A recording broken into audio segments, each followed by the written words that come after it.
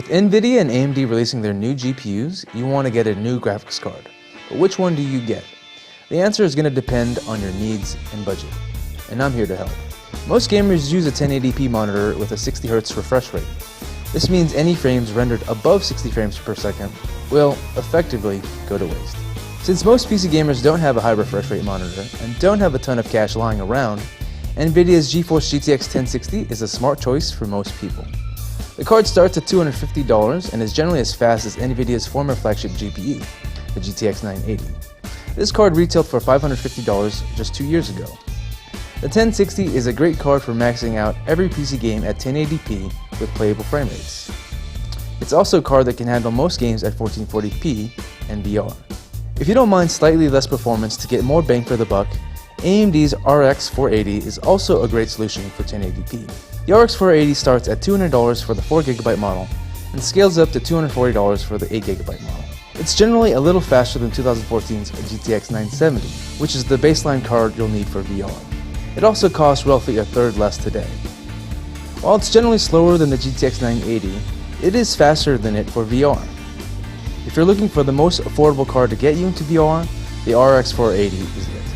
If you're looking for something even cheaper, AMD has announced its RX 470 and 460 graphics cards.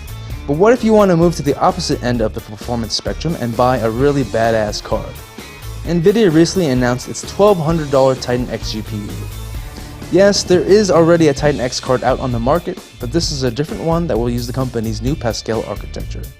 It's confusing, we know. We also don't have the card yet either. The fastest card that we have right now is Nvidia's GeForce GTX 1080. It's pretty pricey, starting at $600, but it manages to trade blows with two 980s in SLI. It's also definitively faster than Nvidia's older $1,000 Titan X GPU. It's the best card for VR that we've tested so far, and will be able to max out most games at 4K with playable frame rates. Just most, you say? Well, yeah. Really taxing games like Metro Last Light at 4K with everything cranked up will likely need two graphics cards to max out things with silky smooth frame rates. With 4K being 4 times as sharp as 1080p, it can really be taxing on hardware. You can disable anti-aliasing to get some more performance, but contrary to belief, you can still make out the jaggies on a 2160p monitor without AA.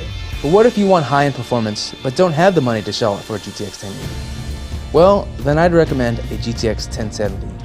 It's about as fast as 2015's Titan X for less than half the cost. It's a great card for 1440p, or if you want to take advantage of a high refresh rate 1080p monitor. So, there you have it. Those are the latest GPUs to hit the market. For more information on each card, make sure to read my in-depth written review.